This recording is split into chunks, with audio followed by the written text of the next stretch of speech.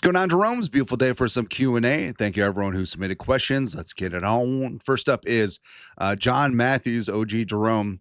What did you think of Ponder after his first year starting, and how did he compare tools-wise to J.J. McCarthy? It was night and day. Honestly, J.J. McCarthy is infinitely better than Christian Ponder ever was, right? And with Ponder, so the 2011 draft is where Cam Newton went 1, and then there was a run on Jake Locker and Blaine Gabbert, which great. And the Vikings sort of panic drafted Ponder at 12 overall, I believe, out of Florida State. Now, Ponder was fine, right? Decent career at Florida State. He was Senior Bowl MVP. Kiss of death, by the way. Kellen Mond was Senior Bowl MVP too. And Ponder, I feel like could have been a decent day 2 pick, been a solid backup, maybe a spot starter, but yeah, the Vikings drafted him to be the savior. And Donovan McNabb was obviously way past his prime, and Ponder had to play before he was ready. Now, with Ponder, the first couple of games, third down, he would scramble for a first down, or all right. Then that's all that he would do. I mean, confidence-wise, it was just never there. Right, and that's numero uno. Arm-wise, he was accurate, didn't have a huge arm, but he just wasn't cut out to be a franchise quarterback, and he was drafted to be one. Right, so that didn't work out. JJ has all the tools that you would want. Now, you want him to learn how to layer the ball, throw a touch, all that stuff. Needs to stay healthy, but even so, compare Ponder after his first year and compare JJ after his first year starting, second year in the league. I feel way better about JJ. You feel like you want to roll the dice with JJ, and Ponder sort of was what he was at that point. Right. Next, Derek Triple. I really hope they don't trade or get rid of McCarthy early. With the Darnold situation, I'd hope the Wolves would see you just don't give up on a guy after 3 years and still has potential to be the franchise quarterback, even if he doesn't do much up to that point. If he got another contract, it would be on the lower side. What do you think? I feel like the market is the market, and yeah, every year there's a new crop of quarterbacks coming in. So this isn't like back in the 80s and 90s where you draft a quarterback, he even sits for a year or two, and he sticks with the team through thick and thin, because that was before the advent of free agency in 1992, I believe. And with the rookie wage scale, you can get rid of quarterbacks because they're not tethered to your franchise anymore like it was before the rookie wage scale. So I think that JJ should and could get the next 2 years to really see what he can do. But if he doesn't prove it, he's probably going to be gone, and that's just the business. And with JJ, I still believe in the talent, man. I still believe in the moxie. I still believe in the mindset.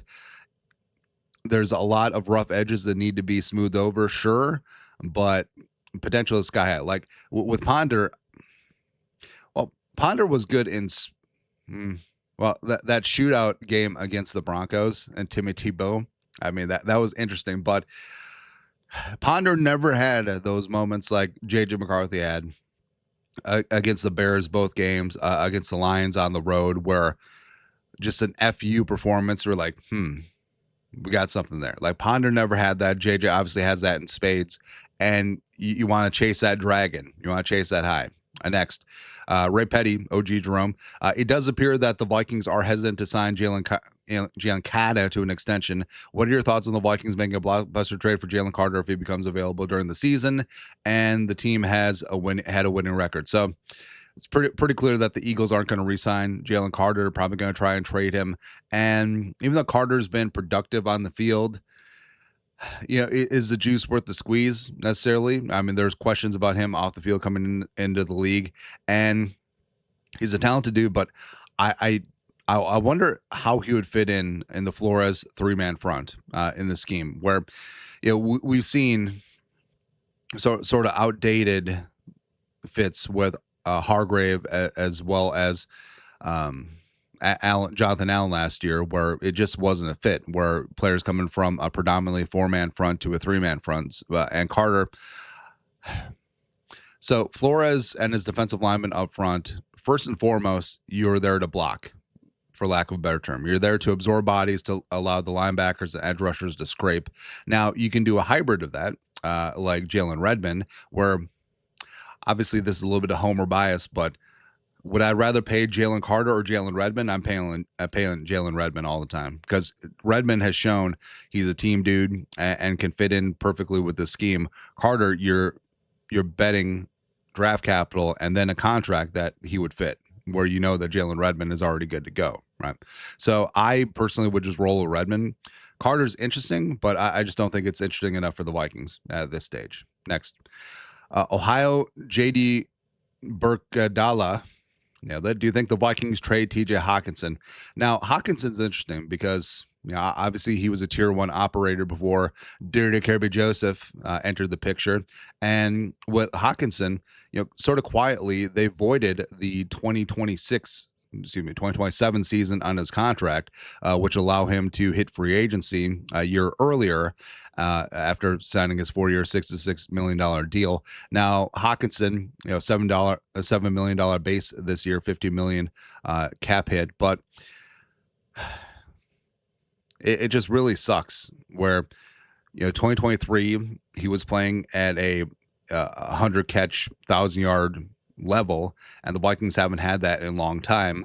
2024 was sort of a lost season due to the injury, and 2025 he just didn't have the extra gear. Now, ideally that knee should be worked out and good to go, but the tight end depth, I kind of like the Vikings tight end depth. Or Oliver is more of the blocking tight end, does have some receiving upside.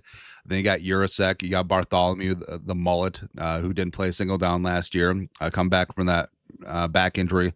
Just signed Marshall Lang, Bryson Nesbitt from North Carolina. So the tight end group is, I don't mind the tight end group, even if you remove Hockenson from it. But also, I don't think that there's going to be a ton of trade offers. Like maybe if Hawkinson's not a huge factor in the passing game, which I doubt, I think that he will be. But say Hawkinson's sort of a non-factor around the trade deadline, and a team that's looking to make a push wants to pick him up just as a mercenary pickup for the rest of the year. Okay, I could see that maybe for a conditional 5th or 6th round pick, but that's really about it. But teams aren't going to take on the contract. Teams aren't going to be paying through the nose to go get it done. So we'll see. Next, M. Swee, not if, but why is Will Reichard going to be the greatest Viking of all time? He may be the greatest kicker of all time to wear the purple. And it's something where the Vikings obviously need to take care of Reichard once he's eligible for an extension, keep him in purple a long time. And kicking is such a fleeting position because it really comes down to psychology and confidence. And with Reichard, I feel like he's dead inside. Nah, it's not it. But it's funny because he went to Alabama with Nick Saban. And now Saban, for a long time, had a lot of issues with kicking, but he landed Reichard, and obviously he was tough on Reichard. But psychologically, I feel like he got tough. Playing for Saban, you kind of have to be. And Reichard hit some big-time kicks in Tuscaloosa.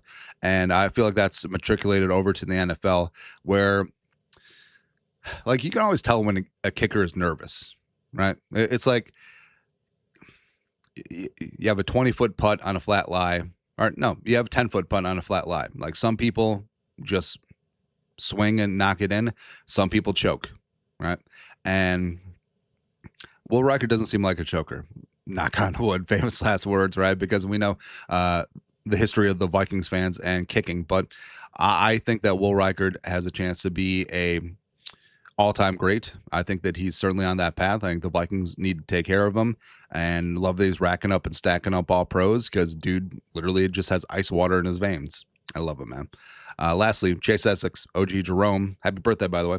Andy, I've been a Vikings fan from the Pacific Northwest for 31 years. I'm also an actor. Acting. Had an audition for a commercial for Seahawks Delta Airlines. I feel dirty, but do I need to dunk myself in Lake Minnetonka to be cleansed? Well, God, what was it? Was it a movie or a comedian where it's like, at the end of the day, we're all whores? I mean, you do what you got to do to pay the bills and get that money, man. Like, honestly, if you land this commercial gig, don't turn it down just because you're a Vikings fan. And it's like Macklemore, who's from Seattle Seahawks fan. I mean, he was famously in wearing that Vikings gear because it was a paid gig. Right, you gotta do what you gotta do. And also Delta, get some Delta Sky Miles out of the deal. That'd be pretty damn sweet, man. And also, I don't know. I feel like being a huge Vikings fan and probably going to pass that fandom on to your kids, and then eventually your kids will pull out your Seahawks ad as a Uno reverse card, draw four reverse. Because, but hey, if you can get the money, take the money. I mean that's what it comes down to. Where everyone talks about not wanting to sell out, and we've talked about not selling on the show too, but sell out a little bit. You know what I mean? Yeah, it's not so bad. Anyways, that's it. Q&A for this beautiful day. You guys are the best. You know what to do. Skull production value.